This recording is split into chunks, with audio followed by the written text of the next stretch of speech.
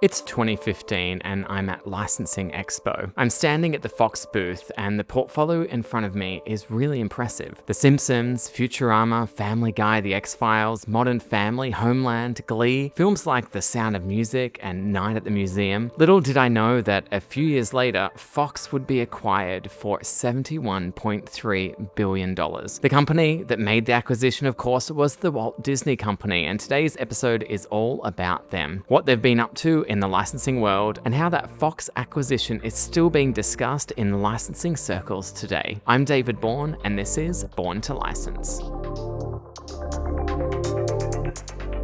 Now, the reason why I decided to focus the episode on Disney was because of a recently launched Lego product that caught my eye. My algorithm on Instagram and LinkedIn knew that I would love this one, and it was unavoidable for a few days. That Lego product was the new X-Files set, built around Mulder's office with a UFO hovering above it, 8 minifigures including the Fluke Man, and a short film starring Gillian Anderson to launch it. It's the kind of product that makes you remember why the Fox catalog was so special in the first place. But here's the thing, this set didn't come from Disney mining its own vault. It started life as a fan submission through the Lego Ideas platform, refined, resubmitted before it was picked as a winning concept. Disney said yes to it, but the initiative came from outside. And that matters because right now, the Disney Fox acquisition is being used as Exhibit A in one of the biggest antitrust fights in the industry's history, the state's lawsuit trying to block the Paramount Warner Bros. Discovery merger. Critics are pointing directly at what happened after Disney absorbed Fox in 2019 as the cautionary tale, arguing it led to fewer films and thinner competition. The Writers Guild's own suit goes even further than that, arguing that Fox's identity got absorbed entirely into Disney's priorities: Marvel, Star Wars, Pixar, live-action remakes, with little room left for the kind of mid-budget original storytelling that Fox used to greenlight. So, one great Lego set is a lovely thing, but it's nowhere near enough to say the Fox portfolio is being fully leveraged. But it is a reminder that there's still gold sitting in that vault waiting for someone to tap into it. And this brings me to scale. Disney is the largest licensor on the planet. At this year's Licensing Expo, Disney showed up with a presentation called Icons Unleashed, built around its 4 flagship pillars: Disney, Pixar, Marvel, and Star Wars, all sharing a stage together for the first time.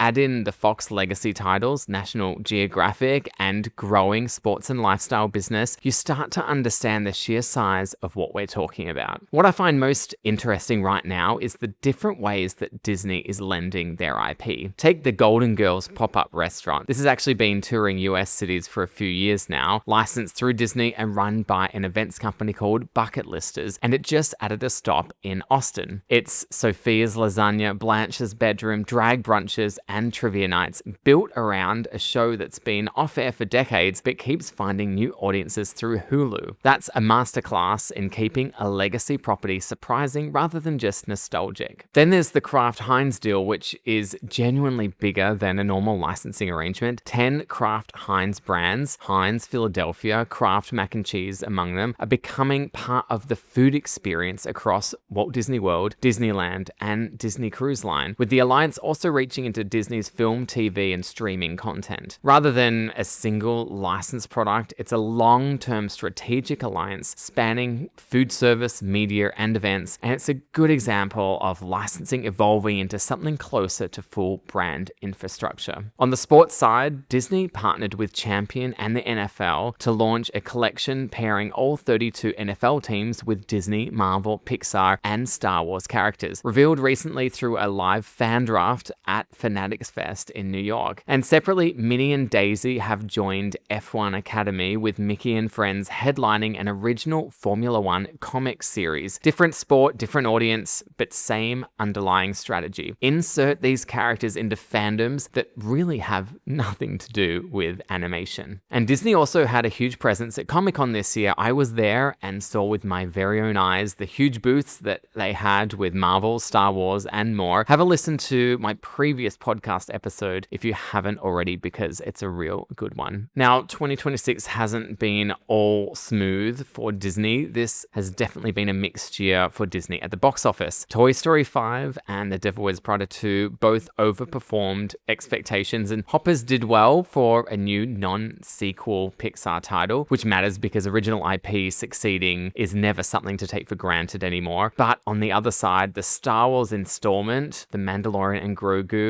and the live-action Moana film both underperformed. And that split is worth sitting with for a second, because it's a real reminder that even the biggest studio in the world doesn't get a guaranteed win just by putting a familiar name on the poster.